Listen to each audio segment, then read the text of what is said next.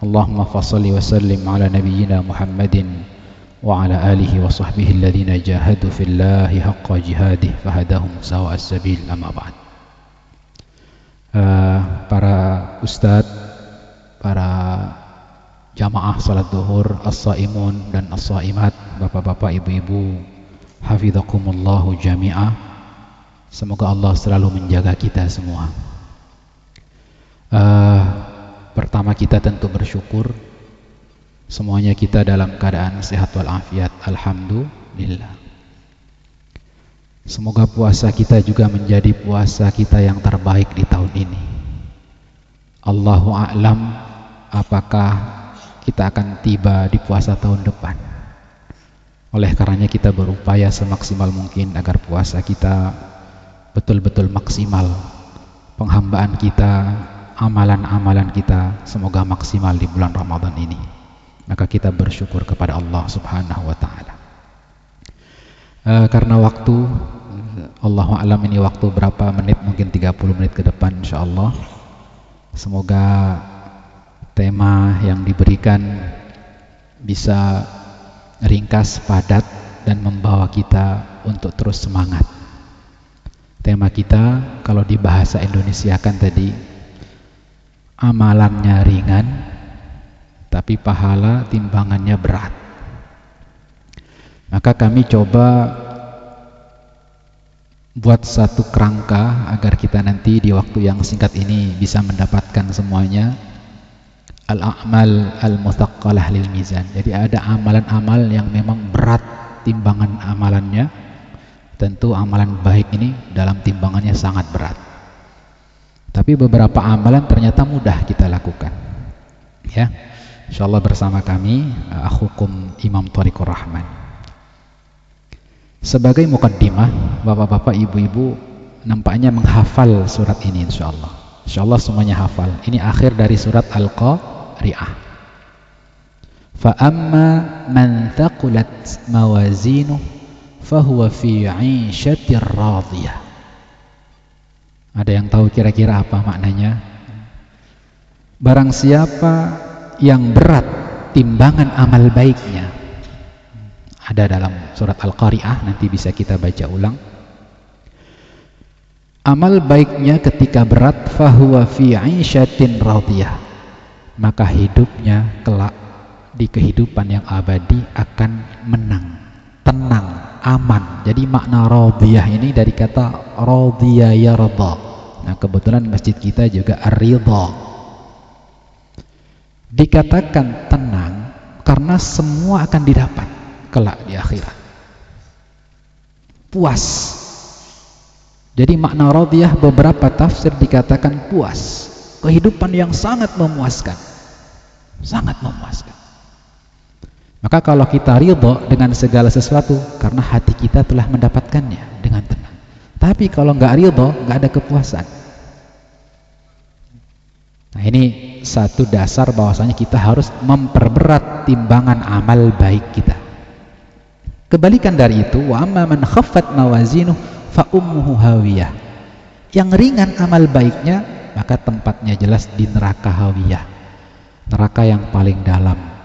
Ada neraka sakor, ada neraka jahanam, itu masing-masing neraka punya klasifikasi. Kalau neraka hawiyah yang amalan baiknya sedikit, hawiyah. Kalau sakor yang lalai sholat, nerakanya sakor. Gitu ya. Nggak mau ngasih to'am kepada anak orang miskin, nggak mau memberi makanan, nerakanya di sakor. Nah, jadi banyak beberapa dalam Al-Quran tentang nama neraka, penghuninya juga ada kelas-kelasnya. Ya, itu satu dasar bahwasanya kita harus memperbanyak amalan baik kita, memperberat amalan baik kita. Nah, selanjutnya kita perhatikan, karena ini kaitan dengan amalan. Suatu teori tentang penciptaan, setiap ada pencipta pasti ada yang diciptakan. Kita sebagai makhluk yang diciptakan Allah, maka kita punya pencipta Khalik.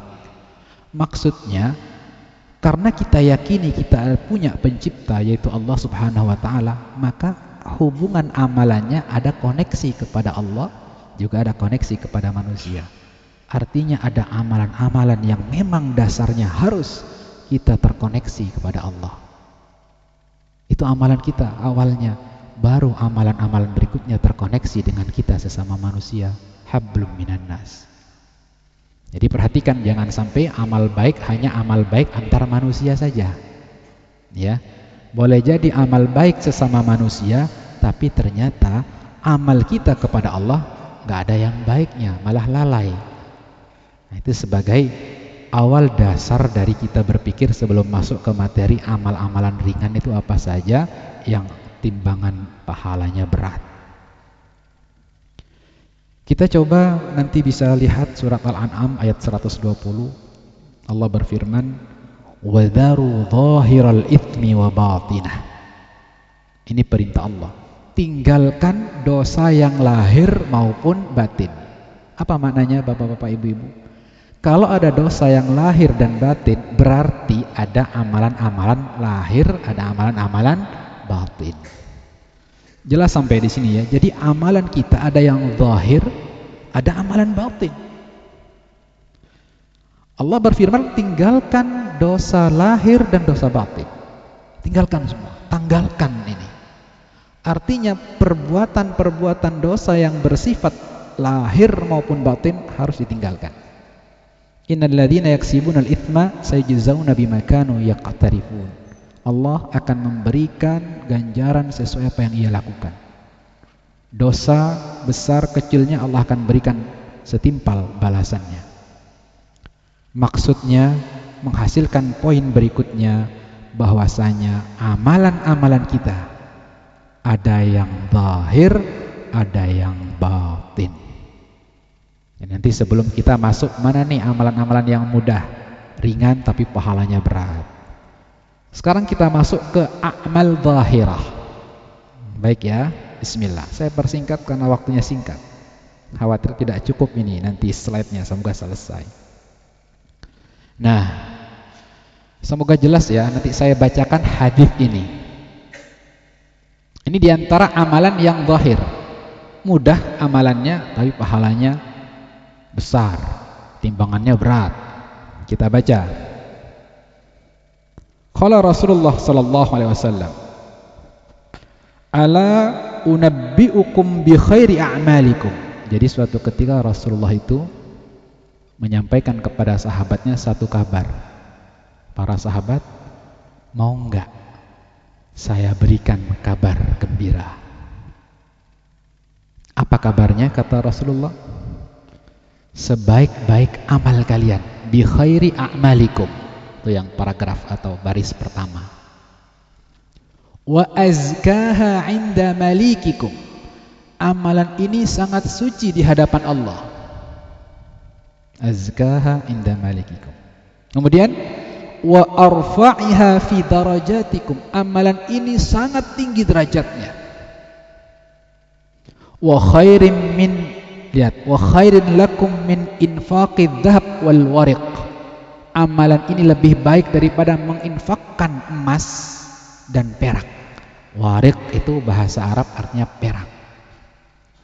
Bayangkan, amalan yang Rasulullah beritakan kepada sahabatnya lebih baik dari infak emas dan perak. Nah, sekarang kita siapa yang sudah infak emas? Ada enggak? Kira-kira berat enggak infak emas, bapak-bapak? Berat nggak? Punya emas 80 gram, mau nggak infak kira-kira 2,5%? Nah, agak berat nih kan? Makanya ini lebih baik dari infak emas dan perak. Nah, bayangkan, Masya Allah ya. Kemudian wa khairin lakum min an talqaw aduwakum. Lebih baik daripada kamu bertemu musuh kamu di medan perang. Lebih baik. Sahabat menjawab, qalu bala ya Rasulullah. Mau dong, apa itu ya Rasulullah amalan itu? Satu kata yang kita beri tanda merah itu, zikrullah. Zikrullah, zikir, Pak. Mudah kan? Zikir.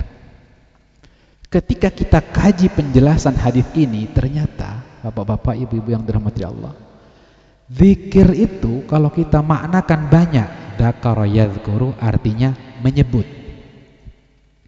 Ya, dzakara yadhkuru. Kemudian dzakara yudzakir mengingat. Banyak arti.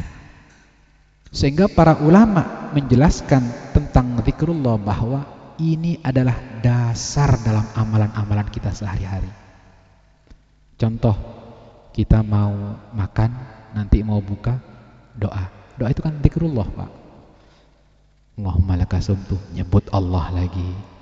Mau masuk toilet, ada doanya, zikrullah lagi. Mau wudu, ada doanya.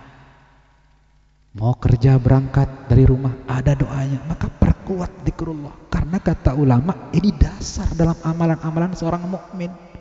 Kalau sudah awalnya zikrullah, maka insya Allah semuanya akan pahala. Ya, mau berdagang, mau berbisnis, bismillah, nawaitu lillah. Nyebut Allah, sukses. Jadi ada kekuatan dan faktor spiritual di situ. Maka para ulama betul zikrullah. Jangan sampai kita tidur langsung blek, capek datang ke rumah setelah kerja, selepas kerja langsung blek. Tidak ada zikrullah, baca dulu. Ini amalan yang sangat ringan tapi pahalanya lebih baik daripada infak emas dan perak. Masya Allah. Ini zikrullah. Zahir ini ya.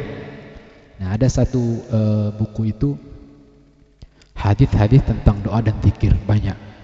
Nah, nanti bisa bapak-bapak bisa cari, ada itu yang berbahasa Arab dan terjemahannya juga ada.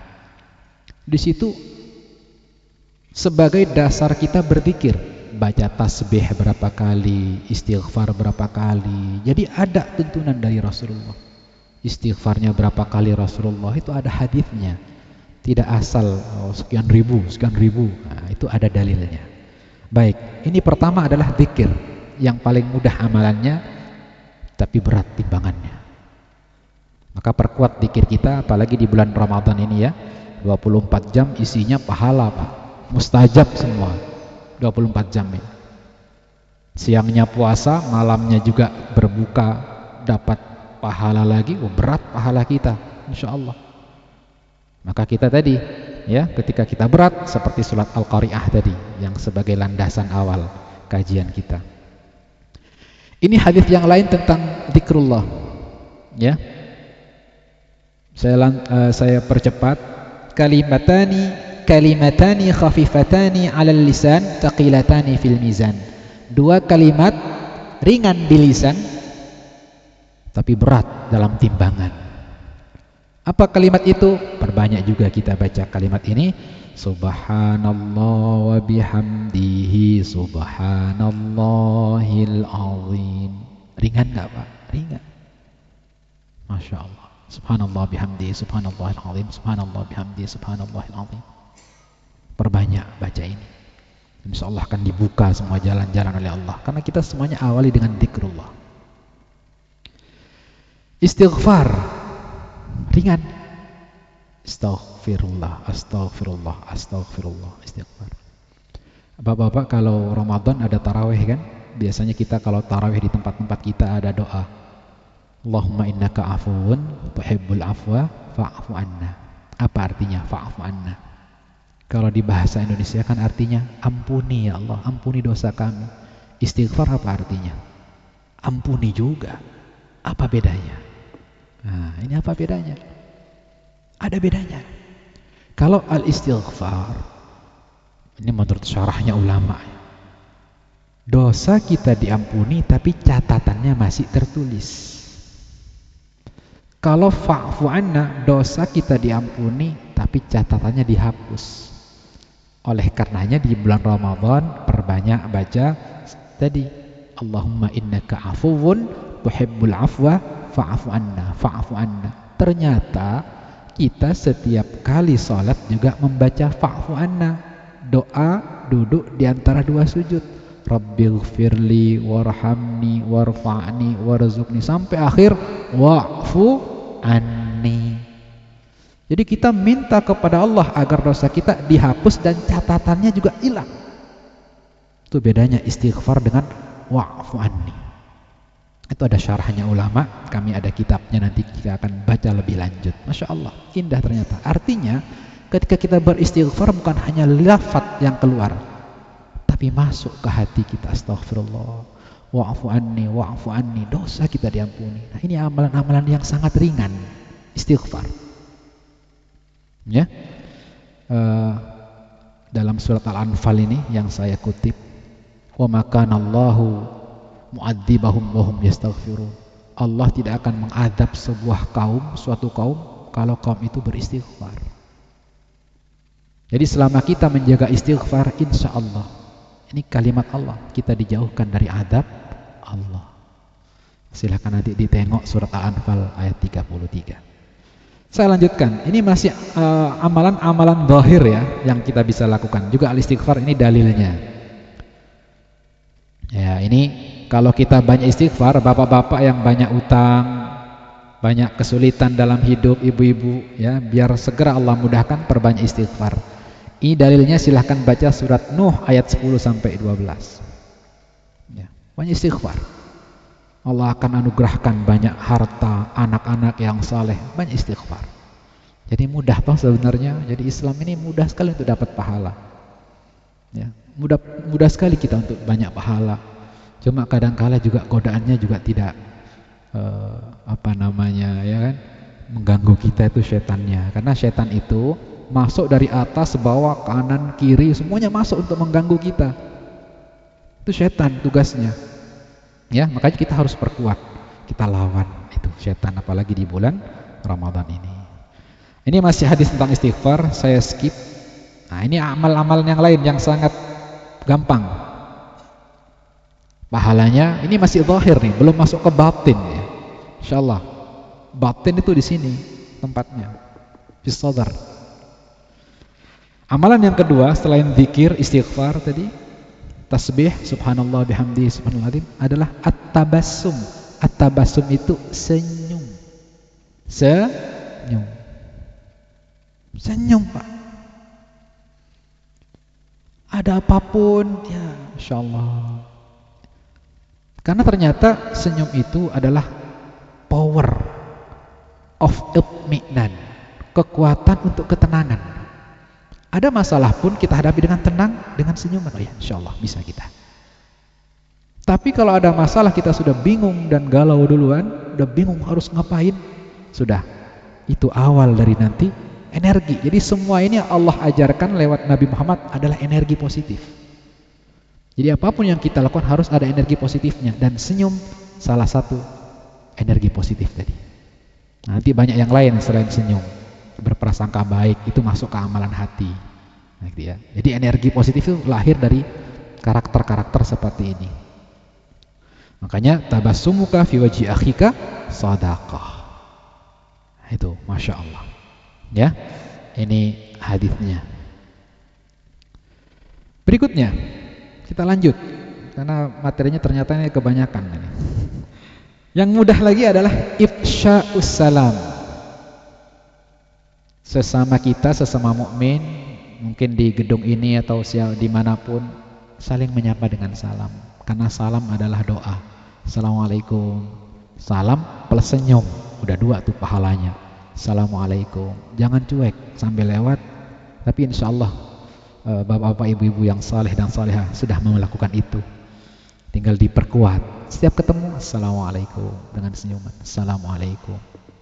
Karena Rasulullah bersabda, afsus salam bainakum, wasilu al-arham, wa'at'imut ta'am, wasalu bil-lail wan nasu niyam, tadkhulul jannata bisalam. Ada 4 amalan. Ini sangat mudah juga. Pertama, tadi ifsa' salam. Menyapalah dengan salam sesama kita, sama muslim. Kata penjelasan hadis itu, ulama menjelaskan, mensyarah, salam itu mendatangkan ketenangan secara personal. Saya bertemu dengan bapak, ketemu, assalamualaikum, padahal nggak kenal. Waalaikumsalam. Masya Allah, siapa ya? Nah, tenang Pak hati itu. Salam. Jadi ketenangan al-amnu al-fardi namanya, tenangan secara personal. Wasilu al-arham, silaturahim. Salah satunya di masjid ini kita silaturahim. kita akan mendapatkan ketenangan sosial. Semakin sering silaturahim, Bapak semakin dapat chemistry, akrab, kenal. Wah, Masya Allah, nyatu itu. Itu hadis Rasul. Kemudian wa at'imut ta'am, saling memberi makanan, apalagi kepada saudara-saudara kita yang tidak mampu, saling memberi. Di situ akan ada ketenangan materi, al-amnu al-madi. Siapa bapak-bapak yang enggak mau tenang sisi materinya? Pasti ingin tenang semua. Makanya ada sedekah, infak, saling membagi biar kita semua tenang sisi materi kita. Yang terakhir ini bisa kita sangat lakukan di bulan Ramadan, agar setelah Ramadan kita terbiasa. Apa? Shallu bilail wan nasu niyam. Bangunlah di malam hari pada saat itu manusia sedang tidur. Ngapain, Pak? Tahajud. Teteskan air mata kita di hadapan Allah Subhanahu wa taala. Karena boleh jadi kita jarang netesin air mata di hadapan Allah. Boleh jadi, Allahu a'lam. Maka coba bangun. Saat itu sunyi, orang-orang tidur. Teteskan air mata, akui dosa-dosa kita yang banyak ini, Pak. Tadkhulul jannata bisalam, akan masuk surga dengan selamat, kata Rasul. Jadi 4 amalan ini. Amalan yang tadi yang keempat, tahajud, qiyamul lail, bermunajat, kata ulama akan mendatangkan al-amnu ar-ruhi, ketenangan jiwa. Tenang jiwanya. Jadi kalau kita gundah gulana datang terus, ngeluh datang terus, dikit-dikit ngeluh, nampaknya kurang munajat malam harinya, kurang meneteskan air mata kita di hadapan Allah. Coba, ini amalan-amalan ringan sebenarnya. Tinggal yang berat itu adalah ego dan nafsu kita yang yang buruk. Baik, nah sedikit lagi, semoga waktu sampai beberapa menit ini saya ringkas. Amalan batin. Amalan batin itu pada dasarnya itu ringan. Tapi yang memberatkan adalah tadi hawa nafs. Sehingga Rasulullah pernah berkata, asyadul jihad jihadul hawa. Jihad yang sangat besar itu adalah jihad melawan hawa nafsu. Nah, amalan-amalan hati ini kaitannya dengan hawa nafsu. Kalau kita nggak bisa memerangi hawa nafsu, ya berat. Padahal ringan, Pak. Bentuk satu mindset dari sekarang bahwasanya amalan-amalan hati itu ringan. Contoh ini, al-ikhlas. Ikhlas berat, Ustaz. Sekarang beratnya di mana? Kalau ikhlas karena Allah, apa yang kita lakukan semua karena Allah ringan. Perkara kita contoh bekerja profesional, ya, bekerjanya sekian, haknya sekian, kewajiban sekian, itu profesional. Tapi niatkan bekerja itu harus karena Allah. Saya bekerja karena Allah untuk diri saya agar terus semangat bertakwa, untuk menghidupkan keluarga dan istri saya, memberi nafkah keluarga, anak saya semuanya. Itu profesional, nggak ada kaitannya istilahnya. Kalau kita nggak ikhlas, kalau nggak profesional nggak ikhlas, bukan. Hal yang berbeda. Keikhlasan itu harus hubungan kita sama Allah. Ini amal batin soalnya. Itu salah satunya. Jadi kita latih keikhlasan ini. Kedua, syukur. La in syakartum la azidanakum. Syukur itu mudah. Alhamdulillah sekarang kita sehat, bersyukur. Alhamdulillah kita bisa berpuasa, bersyukur. Sehat aja mahal, Pak. Sehat itu. Saya banyak beberapa kolega, ada suatu ketika satu jamaah pengajian, Ustadz, saya itu harta cukup, mobil bisa ganti-ganti, tapi saya tetap tidak bahagia. Kenapa? Karena Allah anugerahi saya seorang anak dan anaknya tidak normal. Nah, maka kita syukur. Apa yang kita hadapi sekarang itu yang terbaik dari Allah untuk kita. Syukur yang banyak. Intinya syukur gampang. Mindset kita, alhamdulillah, alhamdulillah, syukur, wah syukur. Apa yang ada sekarang inilah yang terbaik dari Allah. Syukur perkuat. Ini amalan hati, karena syukur hati, Pak. Nggak bisa kita, saya syukur, diomongin bersyukurnya. Hati, Pak. Ikhlas, syukur hati. Qanaah. Ya, qanaah ini hampir mirip dengan syukur. Menerima semua ketetapan Allah yang ada pada diri kita itu qanaah. Allah tetapkan sekarang sehat, alhamdulillah. Besok ternyata sakit, ya qanaah, ini dari Allah yang terbaik itu. Walaupun doanya selalu yang enak-enak kita ya, yang sehat, enak-enak kita mintanya sama Allah. Nah, satu lagi terakhir sebagai amalan batin kita adalah sabar. Sabar itu ada ulama yang menafsirkan, ya ayyuhalladzina amanu ista'inu bis-sabri was-shalah. Wahai orang-orang yang beriman, mintalah tolong, ista'in, mintalah tolong kepada Allah dengan bis-sabri was-shalah, dengan sabar dan salat. Sabar ini dimaknai oleh ulama apa? Ada yang menafsirkan ini ulama, puasa. Nah, sekarang kita puasa nih juga harus sabar ini. Sabar nahan diri, sabar nahan perut makan. Kan halal makan, minum halal, makan nasi halal. Sabar, dikasih waktu sama Allah, nanti maghrib baru minum. Nah, ini kesabaran, Pak. Masya Allah. Dan sabar itu tidak ada batasnya.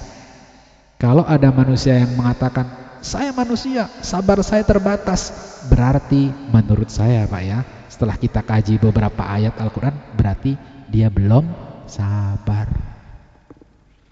Kenapa demikian? Karena pahala orang sabar juga tidak terbatas. Innama yuwaffas sabiruna ajrahum bighairi hisab. Karena pahala sabar tidak terbatas, maka sabar nggak ada batasannya. Kalau kita merasa saya terbatas kesabaran saya, marah, berarti kita belum sabar.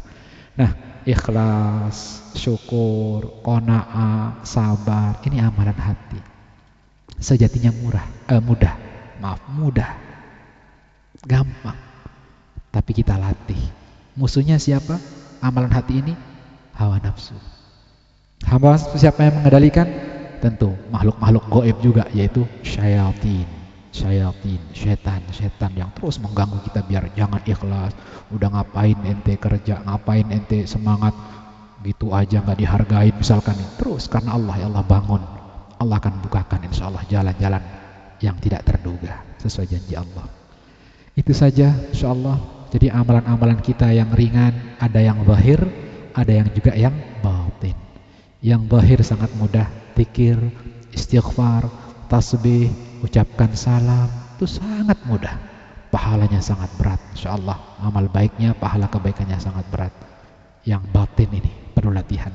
Nggak ada kata susah untuk syukur, nggak ada kata susah untuk ikhlas, nggak ada kata susah atau berat untuk sabar. Tergantung bagaimana kita melatih diri. Ini kalau kata orang sufi itu ada riyadhah nafsiyah, dilatih diri kita untuk syukur, sabar, latihan. Karena itulah amalan-amalan batin yang pahalanya luar biasa di sisi Allah Subhanahu wa taala. Terima kasih. Aku qouli hadza, alhamdulillah tepat jam 1 selesai sehingga Bapak bisa lanjutkan tilawah dan istirahat sebelum nanti masuk kerja lagi. Aku qouli hadza wa a'fu minkum, astaghfirullah li wa lakum. Assalamualaikum warahmatullahi wabarakatuh.